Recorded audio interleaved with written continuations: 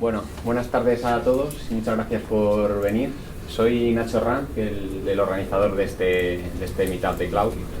Ya hicimos uno primero de Docker y hoy vamos a hablar de Kubernetes.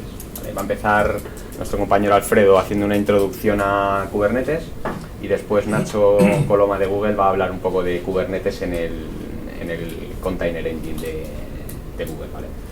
Y nada, animaros a darle un poco de movimiento al Meetup. De vez en cuando hay gente que nos manda eventos o gente que manda, sobre todo eventos, ¿no? Eventos que quieren anunciar a través de nuestro Meetup, o hay alguien que ha mandado alguna duda, alguna oferta de empleo, pues nada, que tenéis el Meetup a vuestra disposición para proponer temas o moverlo como queráis. Bueno, os dejo con Alfredo. Alfredo tiene 10 años de experiencia en sistemas Linux, se ha incorporado hace unos meses con nosotros.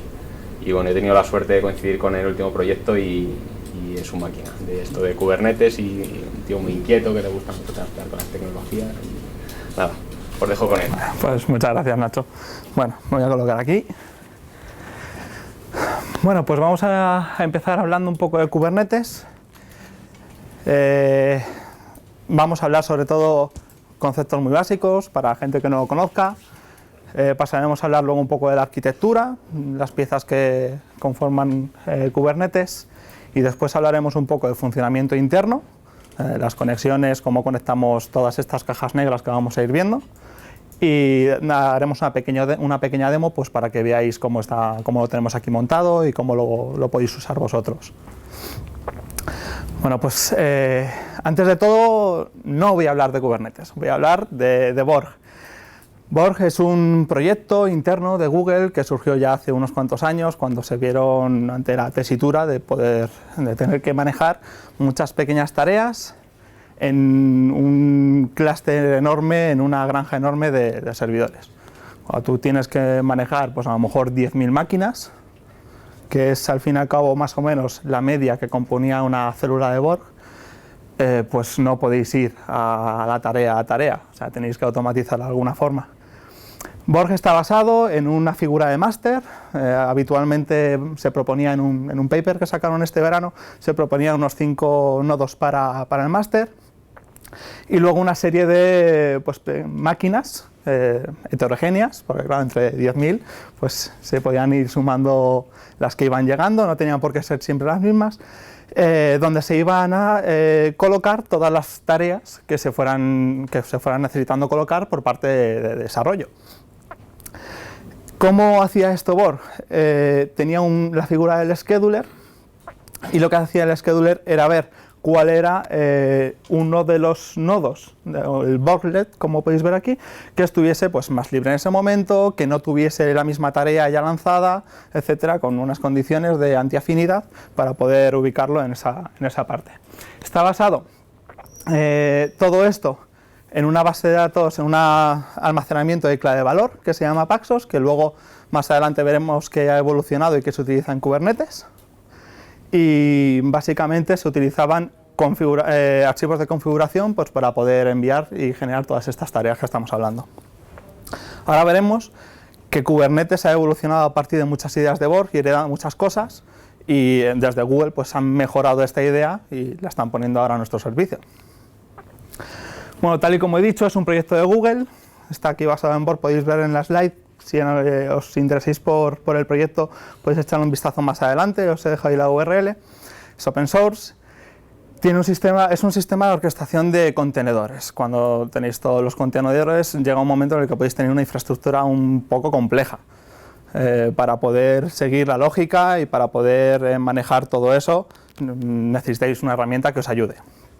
Para eso sirve Kubernetes. Te permite configurar alta disponibilidad, más adelante veremos cómo, y es muy modular, tiene muchas cajitas, muchas cosas que podemos usar si nos hacen falta y si no, pues no. Vamos a pasar a la arquitectura. He hecho un esquema muy sencillo de clúster, bueno, la figura de máster y de nodos.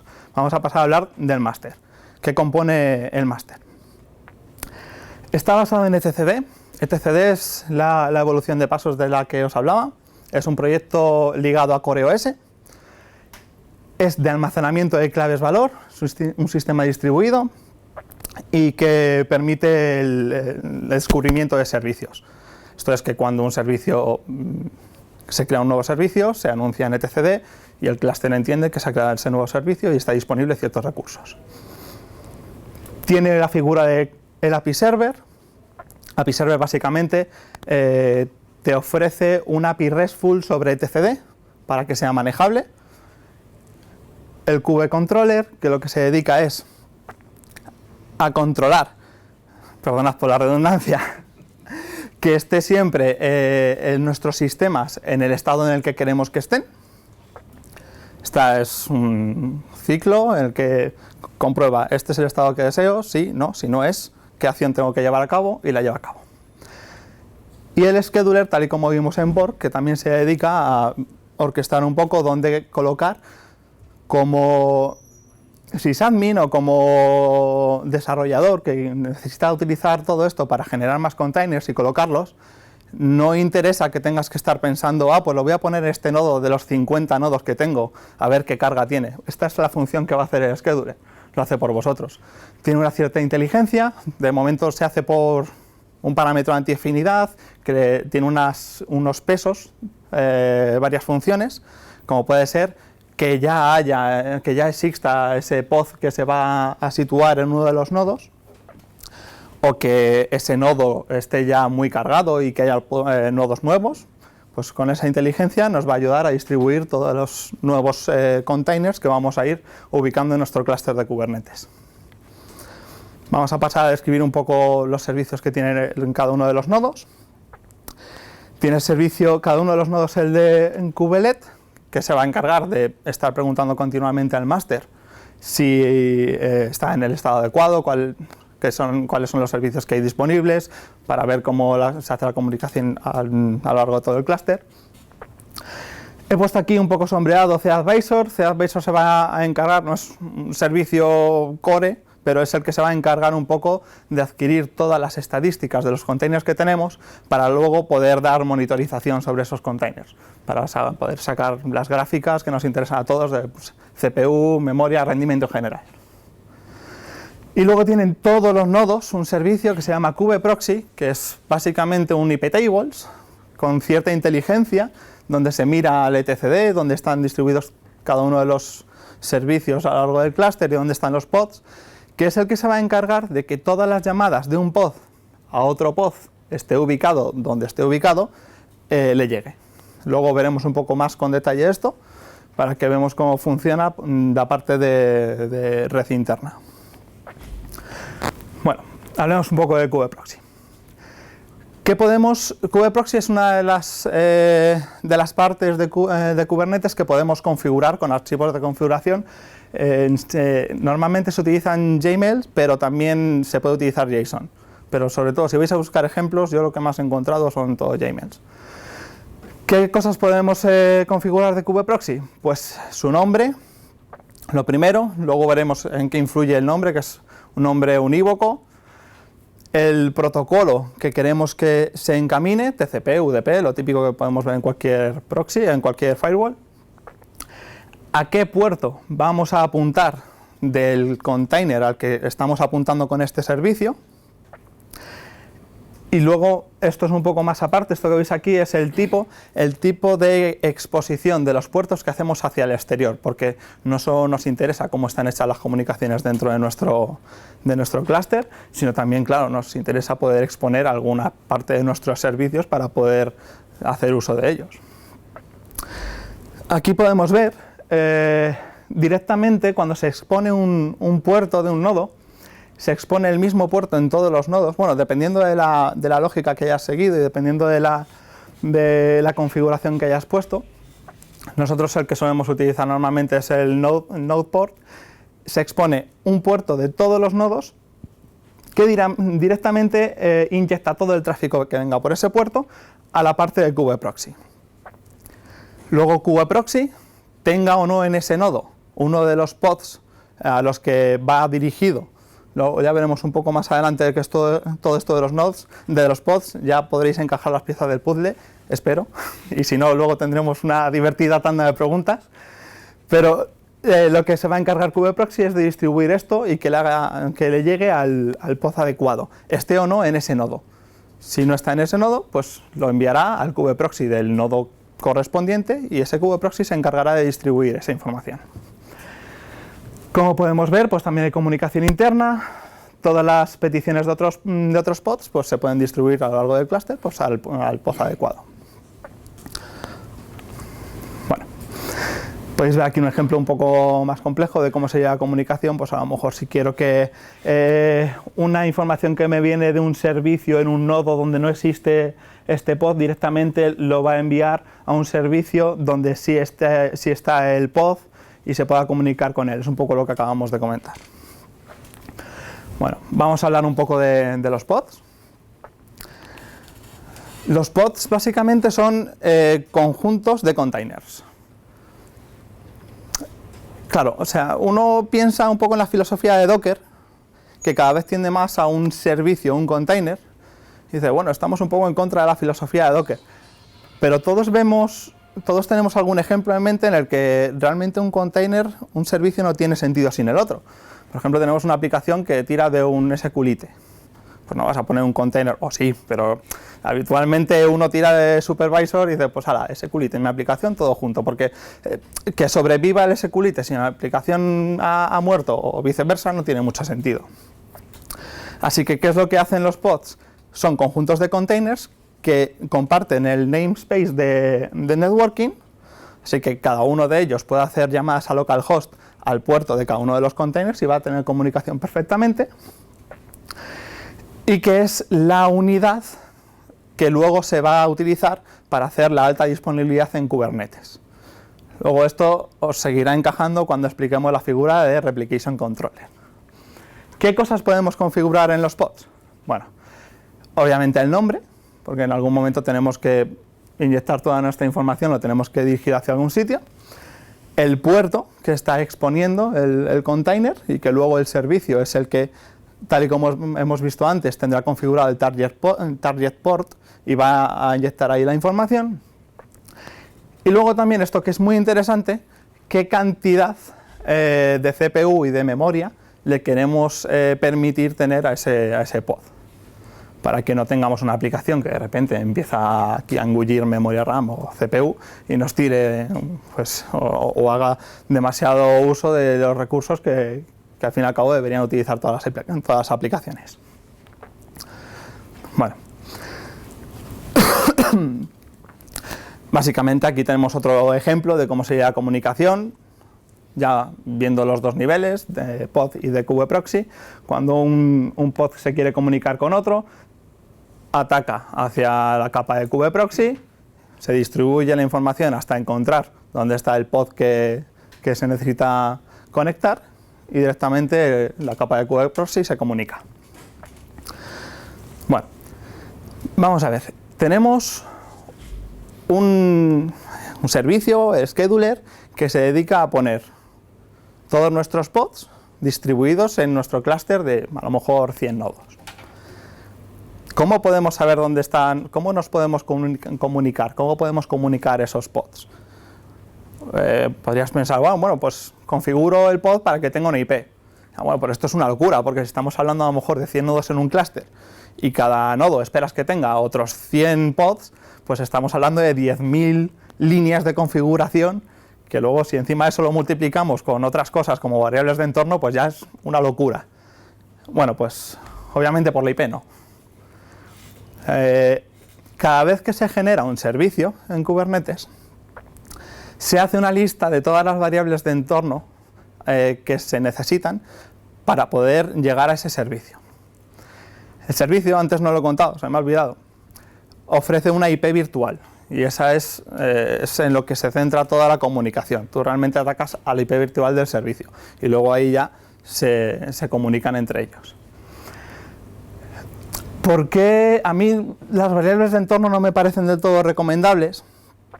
Porque es en el momento de generación del servicio cuando se establecen las variables de entorno.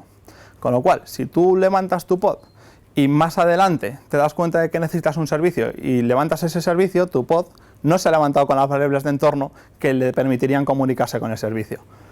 Sin embargo, una solución muy adoptada es la de DNS. Por DNS, pues tienes un servidor de DNS que ataca contra etcd y que el propio servidor pues va a entender dónde están todos los servicios y, bueno, pues ya sabéis cómo funciona el DNS. Directamente va a resolver y le va a decir a qué IP virtual tiene que enviar la información. Bueno, vemos dos capas de networking en nuestra clúster de Kubernetes. Vamos a empezar por cómo se comunican los pods entre sí a lo largo de todo nuestro clúster. Hay diferentes tecnologías que se pueden utilizar. Vamos a empezar hablando. Cuando habéis trasteado con Docker alguna vez, sabéis que Docker os genera un bridge. Si no tocáis nada específico de la configuración, un Docker 0, y es a través de ese bridge en el que se produce toda la comunicación entre los propios Dockers de la misma máquina. Pues es bastante lógico pensar que si consigo comunicar un Docker 0 de un nodo con otro Docker 0 de otro nodo, voy a poder conseguir que los pods se comuniquen entre sí. Hay diferentes aproximaciones a esto. Una es con OpenVSwitch, es un poco complicado, pero funciona muy bien. Otra es con Flannel, que es la que solemos utilizar nosotros, pero hay otras más. O sea, si os ponéis a investigar vais a encontrar múltiples proyectos que os permiten hacer redes virtuales y que os van a servir para este propósito. Vamos a explicar el ejemplo de Flannel. Flannel directamente lo que hace es envolver el bridge de Docker 0 y lo va a comunicar con otros bridge de Docker 0 del clúster a través de un túnel GRE. Con lo cual, cuando un pod se quiere comunicar con cualquier otro pod, lo único que tiene que hacer es atacar a Docker 0 y como están conectados con todos los Docker 0 a través de túneles GRE, la comunicación se hace sin problemas. Bueno, la otra capa, no voy a sacar más esquemas sobre esta capa porque es bastante sencilla, es una capa de básicamente IP tables y pues en función de los servicios que haya expuestos en etcd, pues se configura de una forma u otra. Va a salir ahora mismo la release 1.1 de Kubernetes en el que se ha mejorado muchísimo esta capa. No es que funcionase mal, pero ahora va a funcionar mejor. Bueno, un ejemplo de un posible uso de Kubernetes sería, por ejemplo, si nosotros tenemos un Nginx y lo conectamos contra WordPress para conseguir contenidos, llega desde el exterior, pues normalmente pues por el puerto 80 o lo que tengáis si tenéis un proxy por delante, desde el exterior una petición que ataca directamente. Esto está mal, fíjate, esto debería ir al kube-proxy. El kube-proxy haría la petición al pod que contiene el Docker de Nginx. El pod que contiene el Docker de Nginx le pide a la capa de kube-proxy, oye, pásame con el servicio de WordPress. La capa de kube-proxy busca otro nodo disponible que tenga el pod de WordPress y directamente le pide la información. El camino inverso y ya terminaríamos. Y ahora voy a pasar a haceros una pequeña demo, a enseñaros un poco cómo lo tenemos aquí distribuido, pues para que os hagáis una idea de pues, un posible uso para vosotros.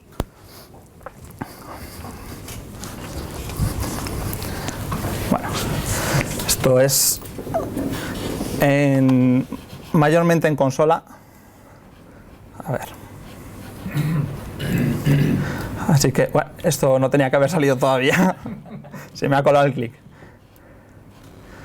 Pasa la pantalla. ¿Perdón? Sí. Esto es... No, así no se va a ver, ¿verdad? Espérate. ¿Perdón? ¿Control más te va a funcionar? No, aquí no. Será otra. No recuerdo ahora. No. Espérate, lo voy a hacer en local y ahora.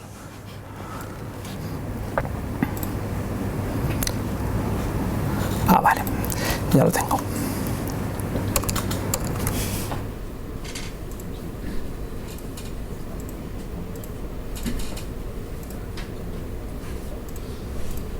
Me olvidé deciros antes lo más importante, que es que luego nos tomaremos una cerveza aquí en la cocina cuando terminemos. Pues menos mal, porque yo he venido por eso, ¿eh? Yo también. Vale. Tú tenías que hablar, pero... Bueno. Vale, ahora mismo lo que os estoy enseñando es el máster que tenemos en nuestro clúster. Básicamente, si todo se utiliza a través de un una herramienta, un script que tienen, que es kubectl. Podemos ver, a ver, los pods que tenemos ahora mismo. Ahora mismo tenemos un pod de RabbitMQ, pero ¿por qué solo estamos viendo uno? Porque nosotros lo tenemos que tener diferenciado por namespaces, porque imaginaos que todo el mundo de todos los proyectos empezase a echar ahí sus pods, sería una locura. De repente harías esto y tendrías que hacer un scroll brutal para poder ver todas tus máquinas. Así que vamos a segmentarlo. Vamos a hacer getPods de menos. Suelo escribir mejor, es que os lo prometo. Vale.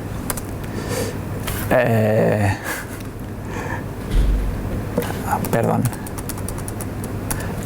Ya me esparce. Esto es lo malo del directo. Vale, pues aquí podemos ver. Tenemos una aplicación sencilla que tiene una lógica en un container que tiene la máquina de Java y que muestra toda la información a través de otro container que tiene un Nginx. Bien, aquí hemos llegado, os quería explicar la figura del Replication Controller. Veis que tenemos dos pods de cada uno. Tenemos aquí dos del Java y dos del Nginx. Y esto es porque a la hora de configurar cada uno de los pods, no los hemos configurado como pods, hemos configurado como Replication Controller, que es exactamente la misma configuración que un pod, solo que le dices el número de réplicas que quieres tener activas en cada momento. El kubecontroller, del que hemos hablado al principio del todo, como uno de los servicios que tiene el clúster, es el que se va a encargar en cada momento de decir, oye, mirad, vigilad, a ver si tenéis si existe el número de réplicas adecuado, y levantarlo si no, o matarlos si hay excesivos. Entonces, por ejemplo, vamos ahora mismo a tirar un Nginx.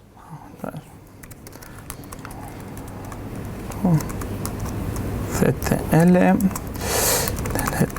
pod, cogemos este y cogemos esto y así ya no me veis a escribir mal. Vale, nos devuelve que esto ya se ha eliminado. Y ahora, como tenemos un Replication Controller que le hemos establecido dos réplicas que tienen que tener continuamente, lo lógico sería, y espero que así sea, que haya dos APIs de Nginx levantadas otra vez. Uf, menos mal. Bueno, esta ha sido chiripa, porque vamos. Vale, entonces, ya hemos visto cómo el Replication Controller funciona, ya hemos visto cómo segmentamos por namespaces. También os puedo comentar que que tienes archivos de configuración, pues como en el punto SSH, etcétera, del home de cada usuario, le puedes especificar que esté ligado a un namespace. Y así ese usuario pues no tiene que andar poniendo menos namespace como hago yo, que a gente como a mí eso le puede suponer media hora al día por lo menos. Vamos a probar entonces a tirar el Replication Controller para ver que efectivamente no se levanta nada. O sea, no tiene mucha más dificultad. Solo que aquí, en vez de especificar que es un pod, le decimos que es un Replication Controller. Vale. Entonces ahora no debería haber ninguna de las máquinas, y por favor que sea así, del Nginx. Uf, menos mal otra vez. Bueno. Vamos a probar ahora a tirar también las que tenemos aquí de Java y de RabbitMQ para que veáis cómo podemos levantar nuestro... Bueno, de hecho, primero me vais a permitir, para que veáis. ¿Esto es staging? Sí, vale. Vamos a volver a levantar los del Nginx. kubectl. No sé cómo voy de tiempo, creo que me he pasado... Vale, es que como hemos empezado un poco más tarde... Empiezan como hay 20 vale. Y son menos 20, te quedan como 10 minutos. Vale, entonces debería ser algo como esto, Nginx Controller. Vale, tengo un archivo de configuración que luego os lo enseñaré y le voy a decir que simplemente con el archivo de configuración de ese controller quiero que me levantéis pues el Replication Controller que está descrito ahí. Get rc.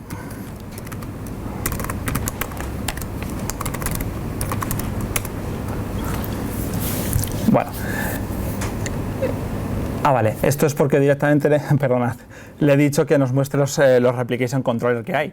Ahora vamos a ver los pods y ya se deberían haber levantado los dos que tienen que estar porque están configurados en el replication controller. Vale.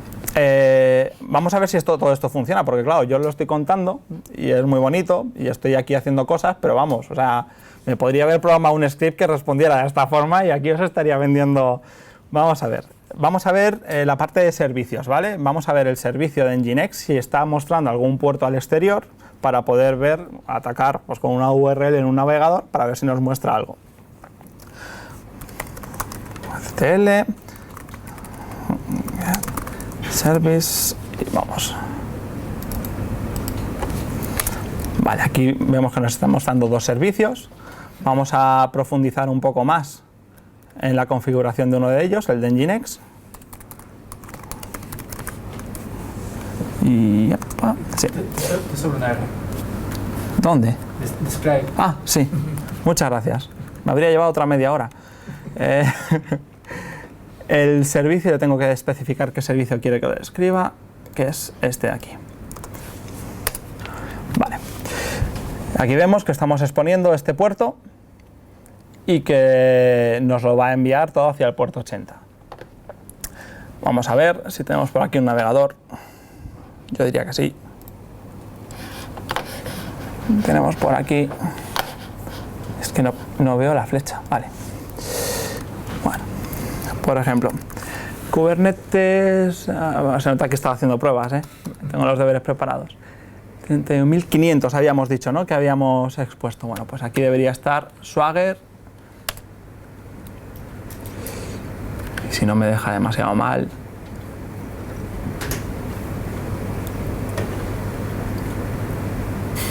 Acto de fe. ¿Y la IP es esa entonces? Sí, porque lo tengo por DNS. De hecho, podría atacar a cualquiera de los nodos. Sí, bueno, es que estoy por la wifi también, puede ser. Vale, bueno, pues vemos que está.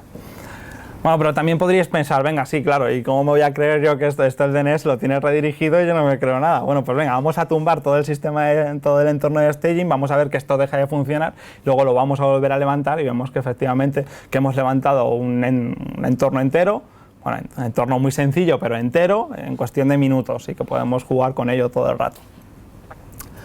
Bueno, vamos a ver. ¿Ese nombre de DNS apunta a una IP de qué? ¿De un nodo? Sí, a cualquiera, porque tal y como os he comentado antes, con esta estrategia de exposición del puerto, expones todos los puertos de todos los nodos configurados y luego ya una vez que le llega, ya a nivel de kube-proxy es donde se encarga de distribuir esa información. Entonces eso es un DNS round robin que te está devolviendo todas las IPs de todos los nodos. No, no es round robin, realmente estoy ahora mismo atacando a uno, al Kubernetes 01. Vale, es que no veo. O sea, el round robin, bueno, más o menos round robin se hace a nivel de kube-proxy, efectivamente te hace un balanceo. Es un balanceo de carga, si mal no recuerdo. Podría poner aquí Kubernetes 02, me tenéis que ayudar porque soy un poco miope, ¿estoy bien ahí? Sí, está. Vale. Vamos a ver si no me deja muy mal. Y veis que es exactamente lo mismo. Bueno, tenemos dos réplicas, podría haber coincidido que justo se hubiese colocado, venga, vamos a poner el 03. No, ahí ya sé que he fallado. Ahí está bien. ¿Sí? Vale, pues efectivamente. Pero todavía no os he demostrado que esto es lo que es y no que lo tengo montado en paralelo. Vamos a hacer esto.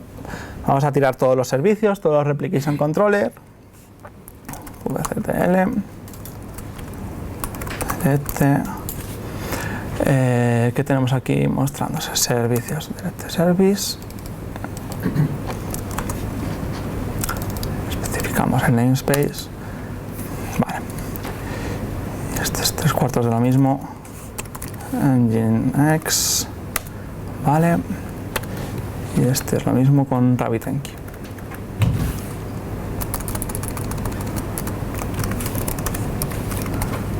Vale.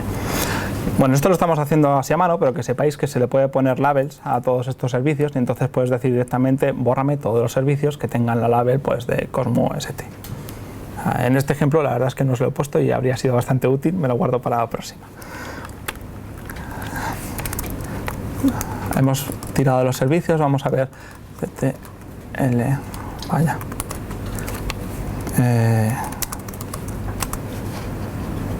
Los replication controller, vale.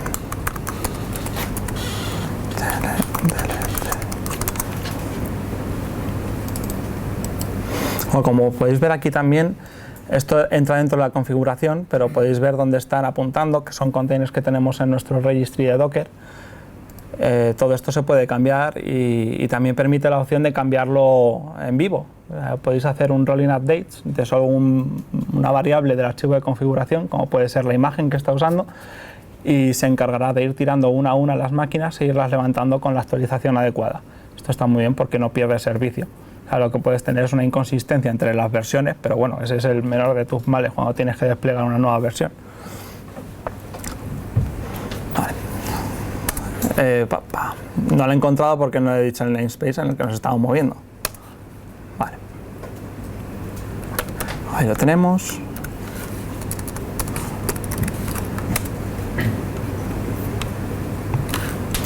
Vale, y el de RabbitMQ.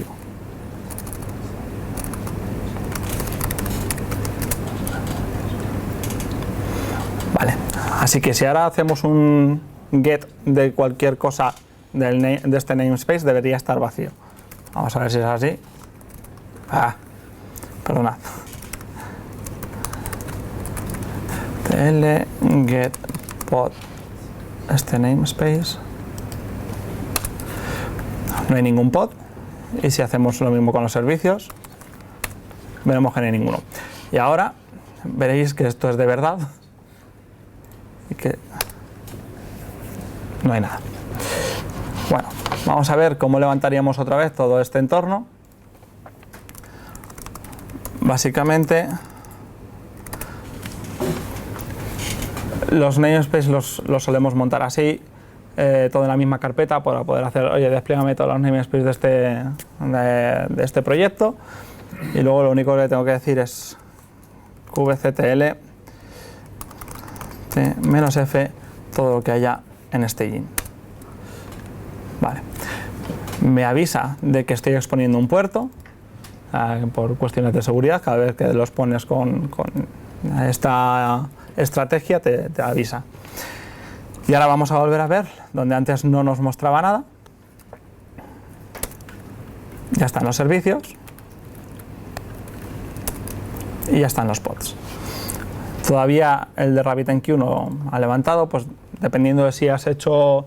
Esto al fin y al cabo no es magia, hay un Docker que está funcionando. Si tiene que bajarse una nueva imagen, pues tiene que hacer el pull. Hasta que no se baje la imagen nueva de Docker no lo vas a tener. Seguramente ya esté, efectivamente, ya está todo. Bueno, y ahora vamos a ver cómo falla, porque nuestra aplicación tarda un rato en levantarse dentro del container. Pero vemos que hay algo ahí detrás, que ha ocurrido un error, y si queréis esperar un minuto, si queréis vamos aprovechando y hacemos la ronda de preguntas, porque ya voy a parar aquí. Podemos ver dentro de un minutillo cómo ya nos mostrará toda la información. No sé si tenéis alguna... Mira, justo a tiempo. Me gustaría decir que estaba planificado, pero la verdad es que es un poco aleatorio cuando se termina de levantar. Y ya está, esto es todo. Si queréis hacer alguna pregunta... No me ha quedado muy claro el concepto de namespace y el concepto de tag. Me suenan un poco... ¿El concepto de? Namespace, sí, y el de tag, ¿vale? No los ubico. Bueno, ¿te refieres a las labels de las que he hablado? Sí, las labels. Bueno, las labels son solo identificadores que le das a cada uno de los elementos, al pod, al servicio, etcétera, a lo largo cuando haces la configuración, para luego poder elegirlos. Hay una label en concreto que se llama selector, que es el que es unívoco y que siempre que te refieras a esos te estás refiriendo a ese objeto, pero tú puedes poner en todos los servicios y todos los replication controllers que del proyecto Cosmo, puedes poner Cosmo para que en un momento dado hagas un delete de todo lo que sea perteneciente a Cosmo y te quite todo el entorno. La segmentación por namespace lo que va a hacer es que todo lo que esté dentro de un namespace no va a ver al otro namespace, no se va a influir.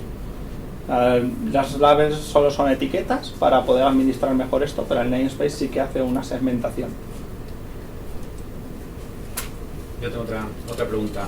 ¿Maneja de alguna manera la persistencia de Kubernetes de discos, de volúmenes? Sí, no hemos hablado de la parte de los volúmenes porque nos quedaríamos sin tiempo, pero efectivamente te permite diferentes estrategias a la hora de conectar volúmenes a cada uno de los containers. Desde estrategias como MTDIR, creo que se llama, que se liga al container en ese momento y que muere con el propio container, hasta estrategias como poner un propio volumen de tu nodo fuera de la parte de pods y poder conectarlo, y entonces sí que sería persistente incluso a través de la muerte del propio pod. Pero no del nodo. No del nodo, claro. O sea, esa parte no la no hay. Bueno, todavía. Depende, a lo mejor puedes tener un volumen distribuido como Sí, un vale, pero SPFS. no lo hace Kubernetes. Por debajo No. tendrás que montar tu infraestructura o no. ¿Alguna otra duda? Sí, normalmente, por lo que he visto, tú puedes hacer que cualquier pod exponga un puerto para poder atacar desde fuera ese servicio, ¿vale? Si ese pod está replicado, estará en distintos nodos y todos esos nodos tendrán que tener salida al exterior. Todos los nodos tienen expuesto el mismo puerto con esta estrategia con la que lo estábamos haciendo. Se puede exponer también el servicio a través de balanceadores, pues el propio Google o otros balanceadores externos. Hemos puesto este ejemplo, pero... Vale, no, mi pregunta iba Sí. porque ¿cómo concilias ese diseño con la buena práctica que se recomienda de que tengas tus servicios en una subnet privada, ¿vale?, accedidos a través de una API Gateway o algún tipo de componente que haga de... Esto si quieres lo vamos a ver ahora porque ahora cuando entre yo a contar cómo se hace con Google es exactamente el caso que estás comentando. Vas a tener una red privada, dirección IP 10.algo, esto no se va a ver hacia afuera, solamente el servicio es lo que se va a hacer público, con los balances, esa parte la vamos a ver.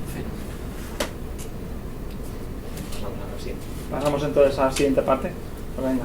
Ya podéis despertar que viene lo interesante, por favor. Y no me refiero a la cerveza. A ver, que te tengo que pasar esto. Mientras hacen el cambio, os presento...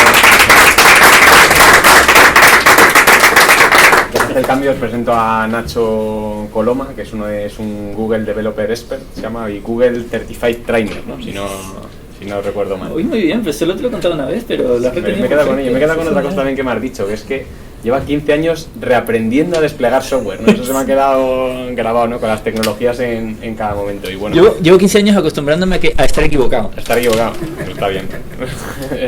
Eso está bien. Y bueno, seguro que ya le conocéis de algún otro sarao de este tipo y va a contar Kubernetes desde el punto de vista de Google, con el Google Container Engine, y hacer alguna prueba con esta parte. Que nada, os dejo con él. Os cuento, la parte teórica que yo tenía para traeros hoy, he intentado que no sea muy larga, porque si la hago muy larga, básicamente Alfredo y yo íbamos a terminar hablando de lo mismo.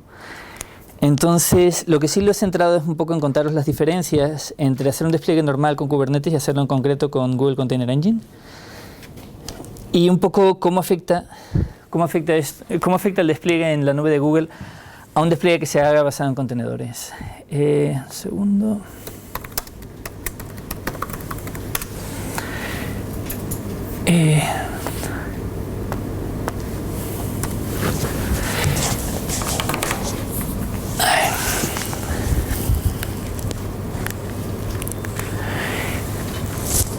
Un poco de contexto.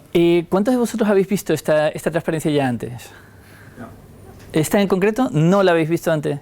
Vale, o sea, tres que sí. Vale, os pongo un poco en contexto. Existe una razón por la que dos de los principales proveedores de cloud del mundo son Google y Amazon, y es porque estas empresas han desarrollado la nube que han desarrollado para su propio uso interno. No lo han hecho para ofrecer, a priori, no lo hicieron para ofrecer software al mundo, sino que en el caso de Google la idea era ofrecer YouTube, Gmail, Google Search, tiene que ir rápido y tiene que estar tan cerca de los clientes como sea posible. Y es la razón por la que se tira fibra que cruza el océano, por la que Google tiene su propia fibra, su propia red de fibra no compartida, conectando los distintos data centers. Y ahora lo que sucede es que hace un número de años, Google empezó a ofrecer a terceros la posibilidad de desplegar sus servidores en la nube de Google. Y la intención es en exactamente los mismos sistemas en donde Google está desplegando YouTube, Gmail, etcétera, etcétera, y utilizando las mismas herramientas con las que Google está apoyando todo lo que son desarrollos de herramientas de plataforma de nueva generación. Una nota rápida acerca de cómo se hacen los desarrollos en Google. Google hace la innovación en abierto, ¿vale? Todo el Research and Development que se hace en Google es abierto para conseguir feedback de tus compañeros, para conseguir feedback de tus peers, ¿vale? Y esto es un ejemplo de algunas de las tecnologías que Google ha hecho populares. En concreto, MapReduce y Bigtable son herramientas en las que después se inspiró todo lo que es Hadoop, todo lo que es MongoDB, NoSQL. Son herramientas que se inspiran en lo que es MapReduce y Bigtable, pero Google ha seguido innovando a partir de ahí, ¿vale?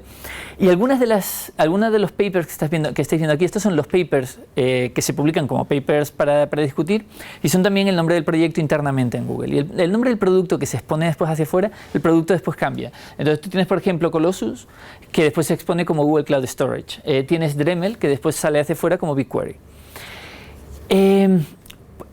Y bueno, en concreto, una cosa que suelo comentar, MapReduce y Bigtable, estamos hablando de papers de hace 10 años, ¿vale? Las cosas han cambiado bastante desde entonces. Y en concreto, ¿por qué os cuento esto? Porque todo lo que son contenedores, y en concreto aplicados a la arquitectura de Linux, ha cambiado mucho en los últimos años. En el caso que nos ocupa, si nosotros hablamos de virtualización, como veníamos hablando de virtualización hace años, apoyándote en VMware, etcétera, etcétera, estamos hablando de un contenedor, un entorno guest, que lo que va a tener dentro es el sistema operativo replicado múltiples veces. Si despliegas 3 máquinas VMware, vas a tener el sistema operativo 3 veces replicado. Entonces, una de las cosas que se nota con esta arquitectura, y hay muchas ineficiencias asociadas a esto, es no quiero perder el espacio asociado a instalar un Linux entero sobre un sistema que ya tiene Linux, o un Linux entero sobre un sistema que ya tiene Windows. Es duplicar espacio, es duplicar ineficiencia. Entonces la idea con containers, la idea que ofrece Docker, es, si tú me dices que el sistema operativo que tengo fuera y el sistema operativo que tengo dentro es el mismo, entonces solo tengo que recordar los ficheros que han cambiado y todo resulta mucho más eficiente. Y al final lo que tienes con cada contenedor es básicamente un proceso. No tienes un entorno virtualizado no, lo que tienes es un proceso con ciertos sistemas de control de memoria, de control de direccionamiento IP, etcétera, etcétera, seguridad, pero no tienes toda la ineficiencia de traerte un Linux entero y levantarlo en memoria N veces. Que es un poco la idea detrás de Docker. Lo que sucede, en concreto, ¿por qué Docker? Porque hay más alternativas a la hora de ofrecer containers, y la idea es que Docker está convirtiéndose en la lengua franca entre los distintos proveedores de cloud. Todos los proveedores de cloud se están volcando a Docker, intentando buscar un common ground, un entorno común para todo el mundo, ¿vale? Un sitio en donde todo el mundo puede compartir, y tú puedes tener un contenedor que sabes que lo puedes cambiar de proveedor y no te tienes que traumatizar diciendo, bueno, ahora tengo que volver a escribirlo todo desde cero. Google hacía tiempo que todo lo despliega en contenedores, y antes hablábamos de Borg. Google despliega aproximadamente unos 2 billones de contenedores a la semana, ¿vale? Hablando precisamente de Borglets. Lo que pasa es que la arquitectura en la que se pueden desplegar contenedores a día de hoy va cambiando. Y Borg es un paper de 2003-2004. Después de Borg, que Borg nunca ha salido fuera de Google, después sí se liberó cgroups. Y más adelante, Let Me Contain That For You. Hay que ser cachondo a la hora de darle nombres que tiene una página en la Wikipedia, es lo mejor. Diferentes alternativas para la forma de hacer containers para tus aplicaciones, intentando evolucionar para encontrar un modelo que sea portable fuera de Google. Y es en lo que llegamos ahora, es con lo que estamos con Kubernetes. De modo que, un poco en cuanto a papers, y una nota sobre Kubernetes. Kubernetes 1.0, Kubernetes está todavía un poco en su infancia. Hay muchas cosas todavía que se pueden mejorar, pero hay muchas empresas, está eBay, está PayPal. Hay muchas empresas que están utilizando Kubernetes, bien experimentando, bien en producción. Kubernetes 1.0 se anunció el 21 de julio de 2015, Kubernetes 1.1 se anunció ayer. Luego os cuento algunos de los cambios que ha habido, ¿vale? Los puntos fuertes de Kubernetes, lo que lo hace interesante, la idea de que para aguantar carga en aplicaciones orientadas a la web va perfecto, tiene un montón de add-ons que podéis utilizar, de logueo, de monitorización, etcétera, etcétera. Tiene multitenancy, los namespaces de los que estábamos hablando, la posibilidad de establecer cuotas para las distintas aplicaciones que tengáis. Portable, o sea, incluso si queréis llevar vuestros sistemas a Azure también lo podéis hacer. Y la escalabilidad, antes solía estar limitado a 100 nodos con 30 pods por nodo, donde 100 nodos serían 100 máquinas virtuales de Google Compute Engine, por ejemplo, y dentro de esas 100 máquinas virtuales 30 nodos en cada máquina. Ahora, con 1.1, la cosa está mucho mejor, ¿vale? 1000 nodos y el testeo que salió ayer, 1 millón de queries por segundo. O sea, en general unos números que escalan pues, bastante bien. Cosas nuevas que vienen con Kubernetes 1.1, autoscaling. La posibilidad de decir, bueno, a medida que te venga tráfico, si estas medidas, si estas performance metrics que tú defines suben o bajan por encima de determinado valor, quiero que me saques nuevos pods, ¿vale? Job objects, procedimientos que se lanzan a una determinada hora. Entonces dices, mira, pues quiero que se me lance un proceso que me calcule las nóminas y quiero que eso me lo metas en un pod. Y eso va en tu configuración de Kubernetes. No tienes que configurarte una máquina virtual de Docker con todo, sino que directamente forma parte de la configuración de Kubernetes y él te lo hace. Igual con el HTTP Load Balancer, la idea de que tú puedes definirle esta URL va para acá, para este servicio, esta URL va para este otro servicio. Y me refiero a www/midominio/contabilidad. Y bueno, pues contabilidad va para acá, recursos humanos va para acá, ¿vale? Entonces tú puedes definírselo a ese nivel. ¿Qué tiene por debajo? Un HA proxy, ¿vale? Un HA proxy es lo que va a hacer después la distribución entre los servicios. Pero de nuevo, en la configuración de Kubernetes, sin necesidad de que te pongas a configurar eso tú también. Una red francamente bastante más rápida, que era lo que comentaba Alfredo antes. Mucho mejor en ese sentido. Y rolling updates, no lo vamos a ver hoy, pero rolling updates es la posibilidad de que tú vayas a sacar una versión y tu versión vaya saliendo poco a poco y si detecta problemas la eche para atrás, ¿vale? Eso no lo llegaremos a ver hoy, pero bueno. Desarrollo abierto. Este año se están empezando a hacer iniciativas oficiales en donde todos los distintos proveedores de cloud se han juntado para empujar esto.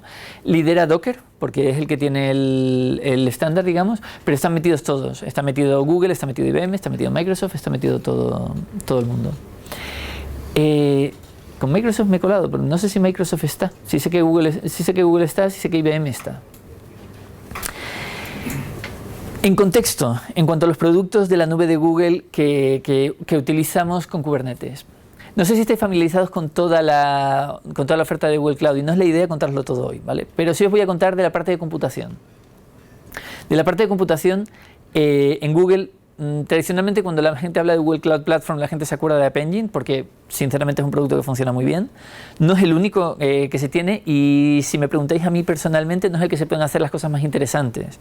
La mayor variedad, la mayor flexibilidad la vais a tener tanto con Compute Engine como con Container Engine.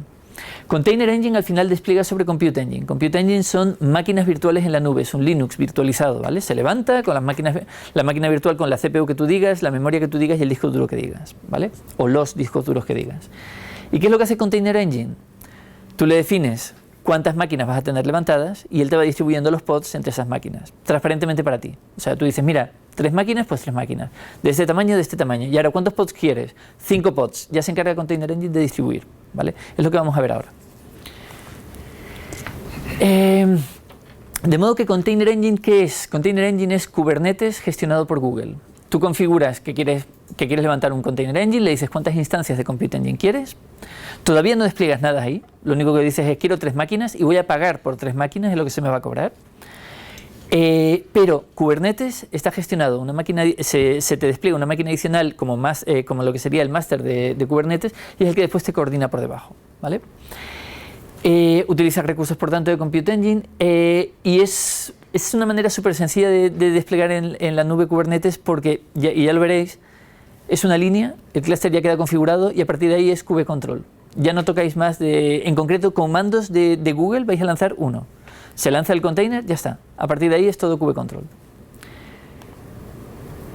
Y Google también tiene un Container Registry, si lo queréis utilizar. La idea de que vosotros podéis desplegar vuestros propios contenedores Docker y tengáis un registro para registrarlo. Para los que no estéis tan familiarizados con Docker, Docker mantiene un registro centralizado, oficial para todo el mundo, de los containers que están soportados, ¿vale? Entonces tú te puedes instalar una máquina virtual con MySQL, con WordPress, lo que quieras, y te lo descargas de los containers de Docker. Pero típicamente, para más allá de lo que sería hacer una demo en casa, vosotros vais a querer haceros vuestra propia imagen, customizada, con, mira, pues los logs se rotan con esta frecuencia, quiero que me amplíes el container estándar de MySQL, quiero que me lo extiendas porque quiero hacer más cosas, ¿vale? Cambiarle ficheros de configuración, tocar. Y eso lo podéis hacer, paquetizarlo como un contenedor de Docker y subirlo a Container Registry. Y con esto lo vais a poder utilizar desde vuestra propia máquina. Me veréis utilizar hoy una URL que empieza por gcr.io. gcr.io se detecta y se dice esto es Container Registry y se va a la nube de Google a trabajar, ¿vale? Y es ahí donde te lo va a guardar y es de ahí de donde se lo va a descargar.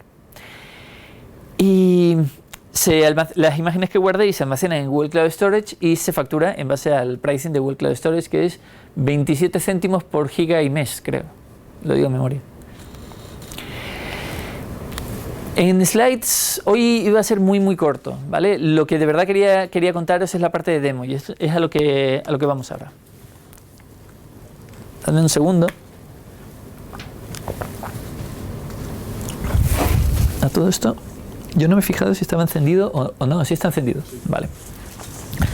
Vale, pues entonces, esto lo vamos a apagar.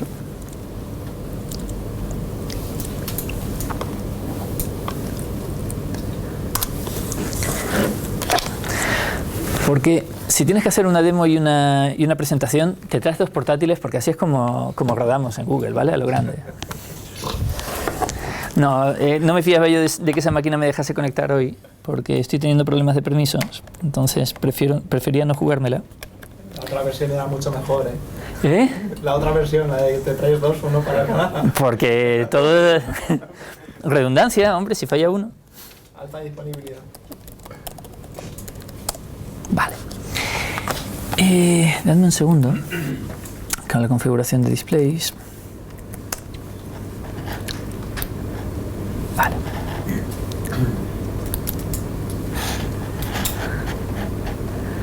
Vale. Cierro y me llevo esto. Que eso no sé lo que es además. Me llevo esto. Este lo dejo. No es este el bien. Vale, un segundito. Tengo aquí un montón. Esta es mi chuleta. Vale. Ok. ¿Qué más? Sí, grabar el escritorio.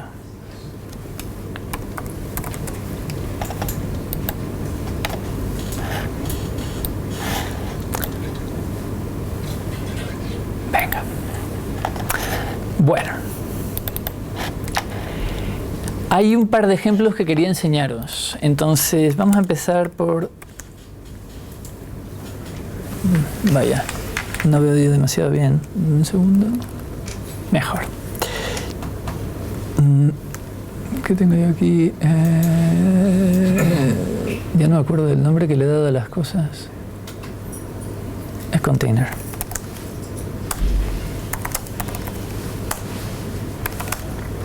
Vale. Este es un ejemplo, suponiendo que nosotros quisiéramos hacer una imagen Docker desde cero, ¿vale? Y la imagen Docker más sencilla que se puede hacer, pues en este caso, el Dockerfile que tenemos aquí, es esto. ¿Qué imagen queremos extender? Queremos extender una imagen con Node, con lo cual Node ya me viene instalado, y ahora le queremos hacer cambios. Sobre esta imagen de Node vamos a hacerle cosas. ¿Qué haríamos en un proyecto real? En un proyecto real haríamos git checkout de mi proyecto y compila el proyecto, lo que queráis hacer. ¿Qué es lo que tengo yo? Pues bueno, lo que quiero es que el fichero que vas a encontrar en esta carpeta, que se llama server.js, quiero que me lo saques a barra server.js, ¿vale? Y después quiero que me lo lances. Quiero que me lances Node server.js. ¿Qué tiene server.js? Pues una línea... un servidor muy tonto, ¿vale? Esto es un servidor en Node que básicamente escucha en el puerto 80 y devuelve Hello World. Eso es lo que estamos haciendo, ¿vale? Puerto 8080, correcto. Vale, ahora, Nosotros con esto podríamos construir la imagen Docker y subirla. Esas dos líneas me las voy a saltar porque suelen ir lentas. Entonces os voy a contar directamente, supongamos que están ejecutadas, ¿vale? Supongamos que están ejecutadas, vamos al siguiente paso. Tengo una imagen Docker subida a mi servidor. Vamos a ver eso. De modo que yo me vengo aquí. Vamos a ir a este, por ejemplo.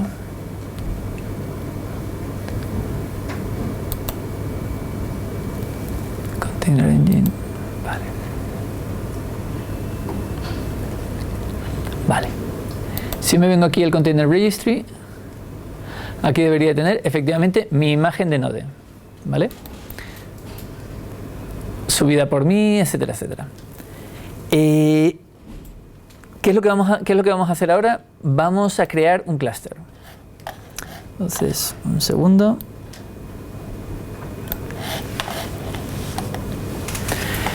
La línea para crear un clúster. gcloud container clusters create, ese es el comando, ¿vale? La gracia que tiene gcloud, la utilidad de comando en línea de Google Cloud, es que es muy sistemático la forma de escribir líneas y es muy fácil acordarte de las cosas. gcloud, ¿qué componente quieres trabajar? En este caso Container Engine. Si fuese Compute sería Compute, ¿vale? Si fuese Compute Engine, si fuese App Engine sería App. Quiero trabajar sobre clusters, quiero crear un nuevo clúster, ¿vale? Una vez lo has hecho 3 o 4 veces con distintos conceptos, imágenes de disco, discos tuyos privados, instancias, ya los comandos como que te resultan más fáciles de recordar todos. El nombre que le queremos dar al clúster, en este caso Hello World, ¿cuántos nodos va a tener? Va a tener una máquina virtual y el tipo de máquina que va a ser G1Small, ¿vale? Entonces yo ahora esto lo voy a lanzar y mientras eso se lanza, yo voy a ir lanzando por aquí otro comando, gcloud container clusters list.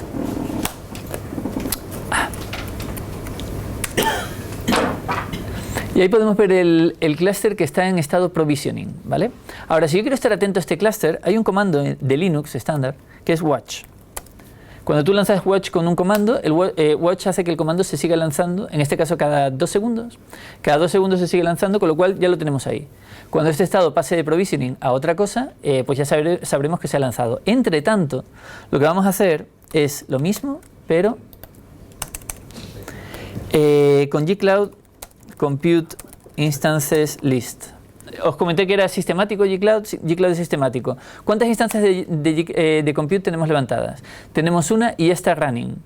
Sin embargo, el clúster todavía no está listo, ¿vale? Pero la instancia ya está levantada y ya está haciendo cosas con ella, ¿vale? Entonces, de nuevo lo mismo, si quisiéramos, pues podríamos hacerle aquí un watch, que no tiene mucho sentido porque ya está levantada, pero podríamos hacerle aquí un watch y quedarnos viendo a ver cuándo se termina de levantar, ¿vale? Cortamos eso. Esto se queda por ahí subiendo. ¿Qué es lo siguiente que vamos a querer hacer cuando esto esté listo? Aquí.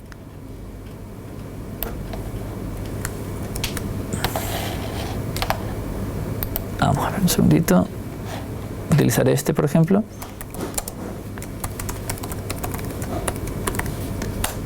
Vale. Este comando básicamente lo que va a hacer es que nos va a crear un pod, va a utilizar una determinada imagen de Docker y nos lo va a levantar como un pod, ¿vale?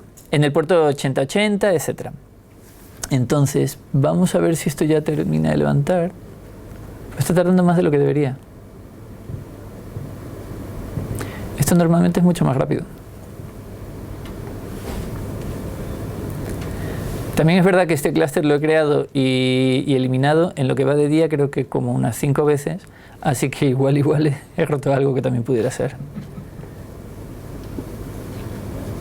Aprovecho para hacerte una pregunta. Dime.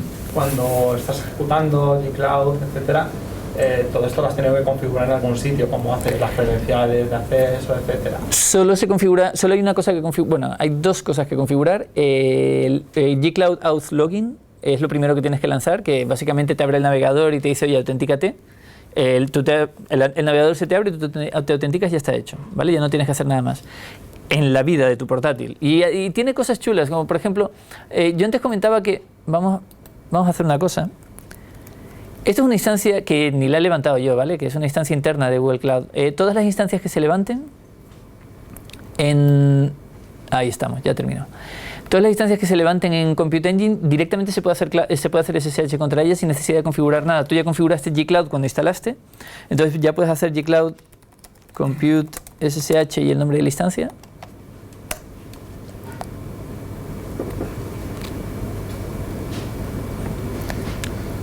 Y el wifi se lo toma con calma, pero ahí va. Y directamente se conecta. Esa es una de las configuraciones que hace falta. La otra es decirle cuál es tu zona por defecto, ¿vale? Decirle, mira, pues por defecto quiero que me despliegues, en este caso estoy desplegando en Europa West 1B. Le tienes que decir cuál es tu zona por defecto. Esas son las dos cosas que hay que configurar, nada más. Bueno, y el proyecto, miento. Tres cosas. Proyecto, auth-login y esto. En mi caso el proyecto es un proyecto mío personal, o sea, no es el proyecto de Google, por lo que comentaba antes. Estoy teniendo problemas para conectar desde fuera de la oficina al proyecto y no quería jugármela hoy. El proyecto, la zona y tus credenciales de usuario. Esas son las tres cosas que tienes que configurar y después ya todo va suelto. Vale, si no tendrías en cada línea de comando que especificarle el proyecto y la zona, que eso es un poco incordio. Vale, si esto va así, no va a ser una demo tan rápida, pero bueno. Vale. Kubecontrol, a lo que yo iba.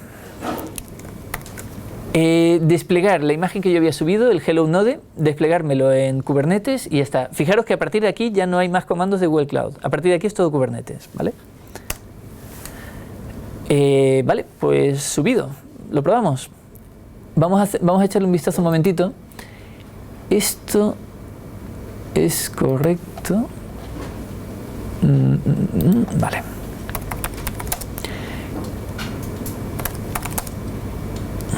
Siempre intento escribir los comandos de Kubernetes.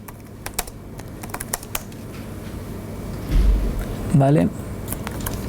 Esos son los pods que tengo levantados. Ready 0 de 1. Get instances. Instances no. Nodes. Joder, cómo estoy.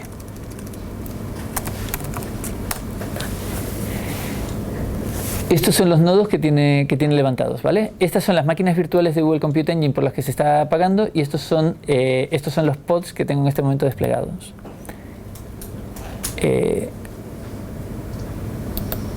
Connection timeout. No bueno.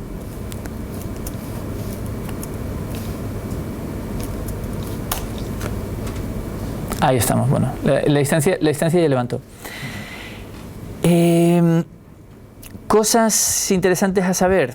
Que si tú quieres saber el estado de los logs, kubecontrol logs y el nombre de la instancia, que en este caso era este churro que habíamos cogido aquí.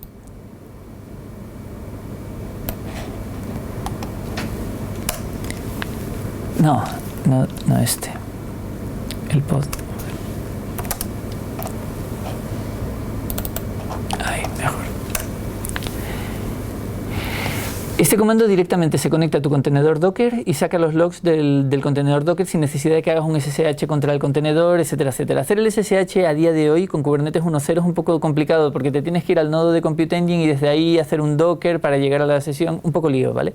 Este comando desde hoy ya funciona a día de hoy, que es para sacar los logs.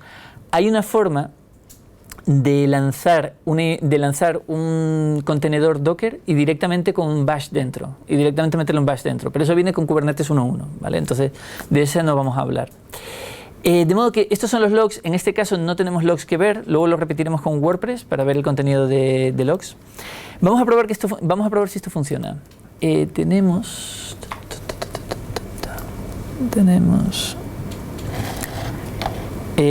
vamos a conectarnos con esto. No tenemos todavía una IP pública. Vamos a levantarle una IP pública.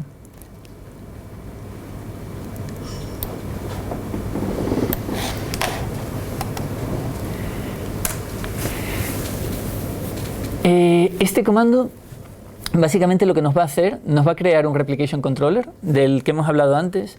Pensad en los pods, básicamente, a ver, a efectos prácticos, a menudo pensaréis en un pod como algo que tiene un solo contenedor Docker dentro, ¿vale? Y puede ser un caso frecuente. El Replication Controller es el que os garantiza que los pods que le hayáis configurado siempre están levantados. Entonces, si le decís quiero 3 pods de este tipo, el Replication Controller te mantiene 3 de ese tipo. Si más adelante cambias de idea y dices, oye, no quiero 3, quiero 5, pues después se lo dices al Replication Controller y pasas a ser 5, pasas a ser 1, pasas a ser ninguno, ¿vale? Como lo queráis hacer. Nosotros estamos aquí ahora mismo creando un Replication Controller que se crea con un load balancer externo de Google Compute Engine, ¿vale?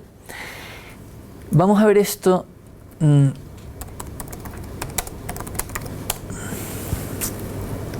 Ahí están los Replication Controllers. A ver, un segundito.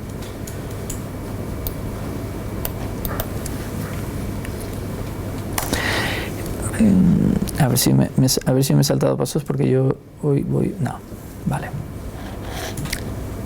Vale.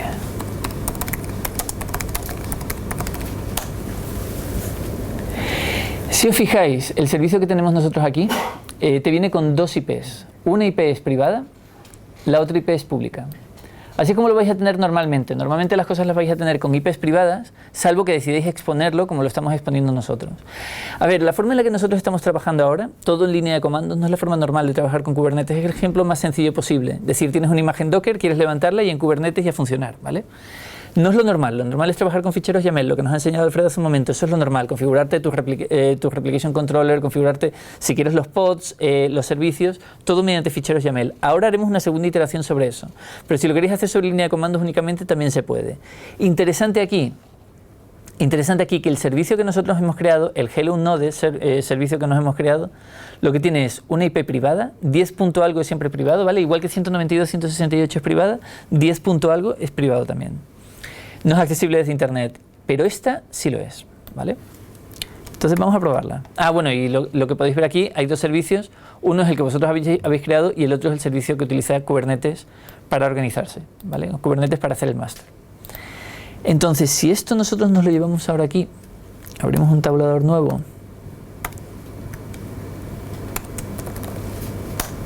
Ahí deberíamos de ver un Hello World, ¿vale? Eso ha sido el contenedor Docker desplegado. Todo esto lo estamos haciendo en la nube, ¿vale? Sobre un Docker container que nosotros ya hemos creado, sobre una imagen Docker que nosotros hemos creado. ¿Qué pasa con los contenedores Docker? Pues típicamente te los creas tú en tu Jenkins. Entonces tú lo que dices es cuando alguien suba código, que el Jenkins se descargue todo, me prepare el Docker container, me suba el Docker container al repositorio y ya después que se vaya desplegando, ¿vale? Hacéis ya un rolling update o como lo queréis hacer. Si lo queréis hacer como despliegue continuo, pues lo podéis hacer que incluso se despliegue automáticamente, y si no, lo podéis hacer vosotros a mano como un paso adicional, ¿vale? Más cosas. Entonces nosotros aquí lo que hemos hecho ha sido crear pods, le hemos creado un load balancer y hemos atacado ese load balancer con una IP pública, ¿vale? Esta ha sido nuestra IP pública, el resto han sido todo IPs privadas.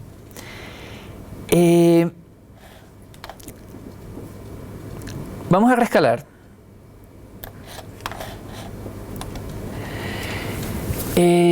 Vamos a reescalar un Replication Controller que se llama Hello Node y le vamos a decir que el número de réplicas es 3, ¿vale? Y dado que ya le hemos cogido gusto al comando watch,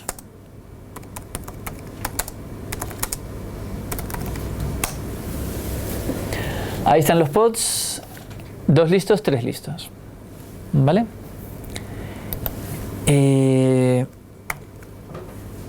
Es básicamente así como podéis controlar la escalabilidad. Lo podéis hacer o con ficheros de configuración del Replication Controller o con línea de comando, un poco como prefiráis. ¿Qué más? Una última cosa antes de cargarnos este clúster y crear otro. Bueno, si vosotros lo queréis ver en cualquier momento, podéis ver la lista de comandos que habéis ejecutado, ¿vale? Muéstrame todos los comandos que yo he ejecutado en cuanto a clúster, con lo cual puedes ir viendo lo que se ha ido haciendo. Y si quieres, si te interesa, te puedes meter en cada uno de esos comandos y ver un poco qué llevaba, ¿vale? O sea, cómo se creó el clúster, etc. Claro, mientras lo estáis ejecutando vosotros a mano es una cosa, cuando os lo está haciendo el entorno de integración continua, a lo mejor esto sí que os hace más falta. Y la última, si yo me vengo a la consola web, y en la consola web me vengo al clúster, en el clúster la verdad es que aquí vais a poder ver más bien poquita información, podréis meteros dentro del clúster y veréis un poco 4 cosas, pero de interés el Instance Group, ¿vale? Que es lo que se utiliza internamente para gestionar cuántas instancias habéis levantado. Daros cuenta que con KubeControl vosotros podéis controlar cuántos pods tenéis. Pods es una cosa, instancias es otra. Si vosotros queréis cambiar el número de instancias también podéis. A vosotros se factura por el número de instancias que tenéis levantadas, no por el número de pods. La idea, la gracia de Docker es que tú puedes tener una máquina con un tamaño X y dentro meterte un servidor de correo electrónico, que es una cosa muy ligera, que casi no consume, y dices, bueno, pues como eso no consume, pues también te pongo el Jenkins. Y como el Jenkins normalmente está parado y no está haciendo nada, pues además también te pongo esto otro, ¿vale? Y puedes ir añadiendo pods. Y tú después puedes decir, vale, pues, ¿sabes lo que pasa? Que, vale, eso estaba muy bien aquí, pero para mi servidor web, el número de pods, pues ya tengo los que puedo tener, le he metido 4 pods y yo considero que con 2 instancias estoy bien. Méteme 3 instancias más y sobre estas 3 instancias más voy a meterle 6 pods más, ¿vale? Juegas con pods y con instancias. Instancias sería básicamente redimensionando este instance group. Pods sería básicamente con KubeControl, ¿vale? Esas son las 2 piezas con las que se juega. De modo que esto ha sido desplegar, no estoy prestando atención en absoluto al tiempo, vamos bien. Esto ha sido desplegar el clúster más sencillo posible. Voy a contaros algo, una breve pausa. Application lleva 2 P's, ¿verdad? Sí, pero no con una L en medio. No, a ver, espérate un momentito. Launcher. Aquí está Cloud Launcher. Cuando despliegas en Google Cloud, y ahora no os estoy hablando de contenedores, ¿vale? En general, cuando despliegas en Google Cloud, tú puedes decirle que tienes Compute Engine, máquinas virtuales con Compute Engine. Y puedes decirle, oye, quiero que me despliegues software ya configurado sobre Compute Engine, sin meternos en contenedores, sin meternos en Docker, ¿vale? Entonces tú puedes llegar aquí y decirle que quieres desplegar, ¿qué te digo yo? Un Redis. O que quieres desplegar, yo creo que aquí lo tenemos, tenemos Ghost, ¿verdad? Ghost es un motor de blogs. Es un motor de blogs como un WordPress, pero un poquito más elegante. Entonces tú puedes llegar y decir, mira, quiero montar un Ghost, no quiero complicarme la vida, directamente quiero darle aquí y que me lo despliegue. Y esto te lo desplegaría sobre Compute Engine. ¿Por qué os cuento esto? Porque ahora vamos a hacer lo mismo, pero lo vamos a hacer con Docker Containers. Y sin meternos, lo que no vamos a tener es este interfaz gráfico, pero vamos a hacer lo mismo con contenedores Docker, ¿vale?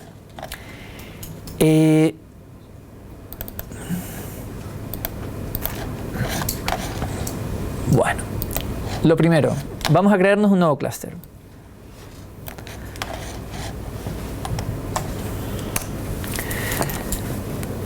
Vamos a crearnos un clúster sobre el que vamos a desplegar WordPress con MySQL, ¿vale?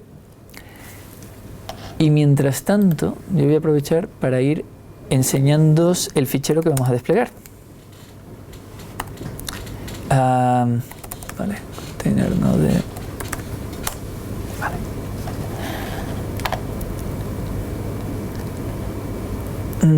Ok.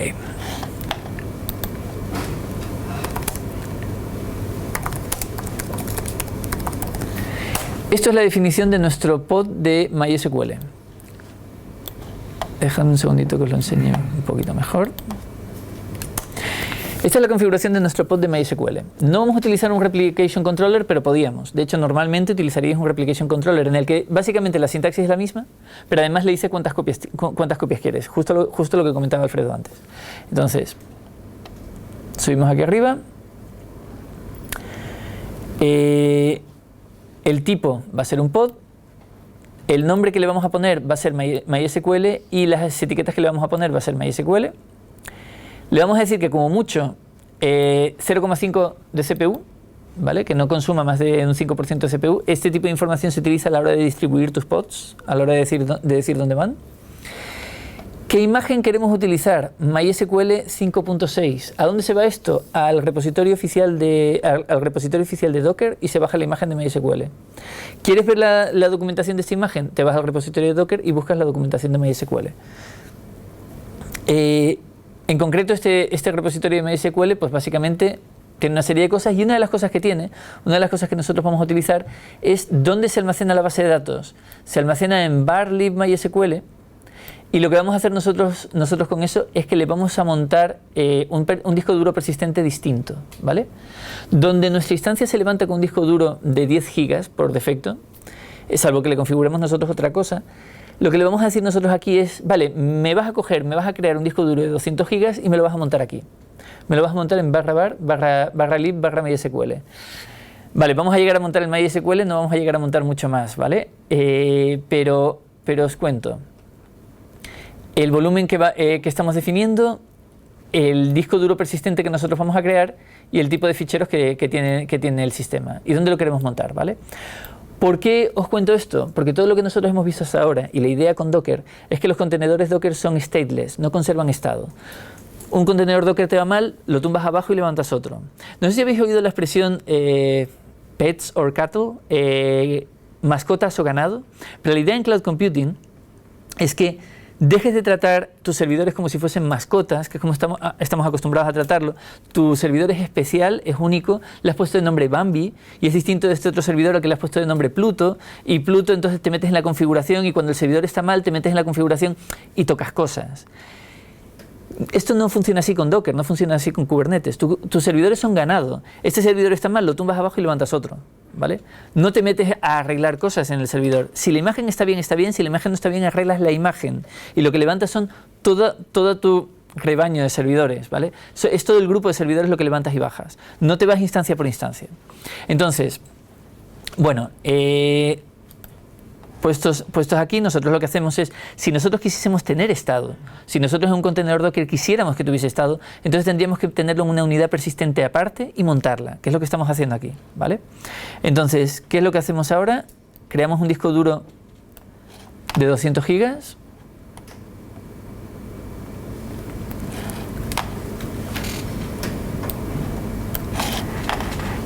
Y cuando eso está creado, creamos un pod con Kubernetes.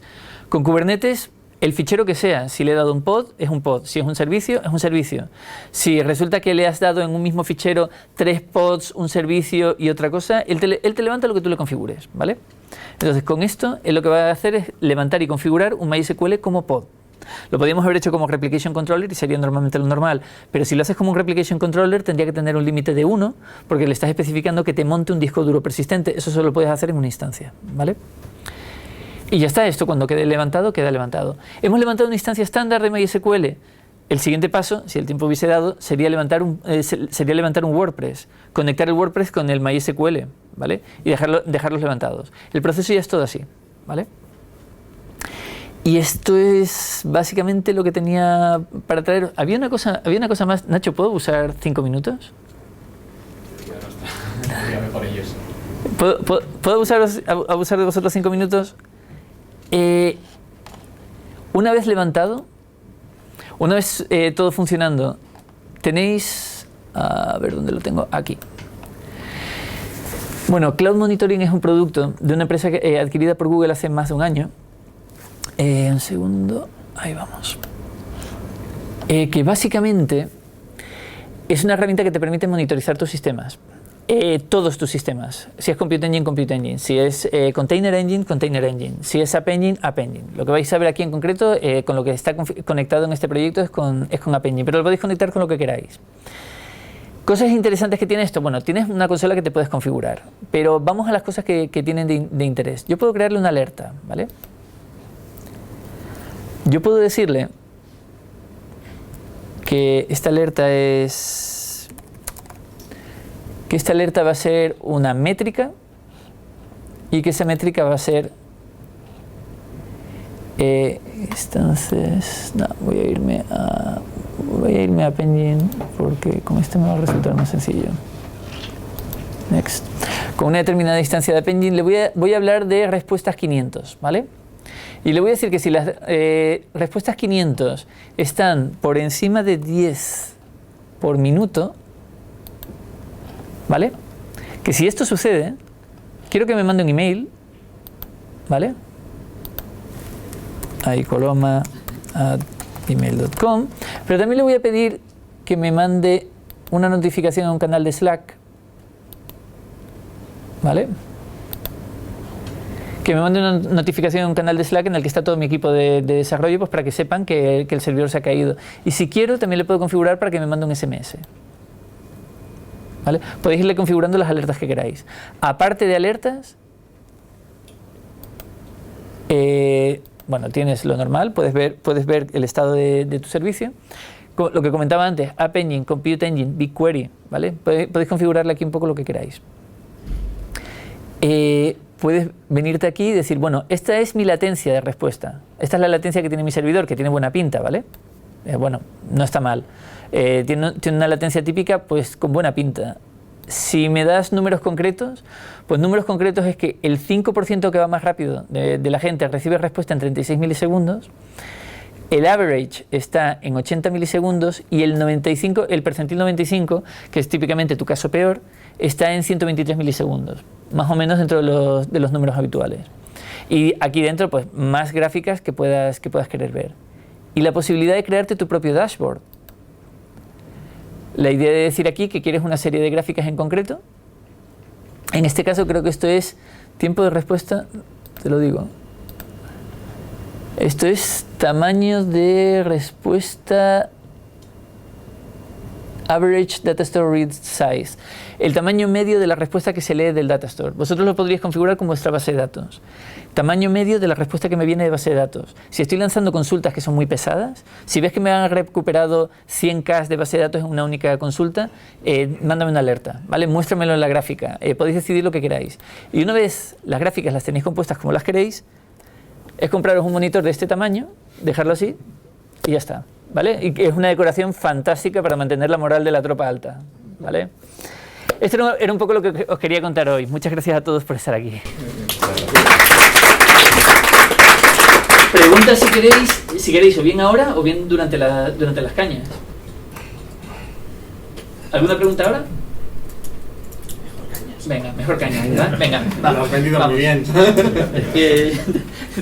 Podéis tener esta opción aburrida o el parque de atracciones acuático con... Sí. Venga.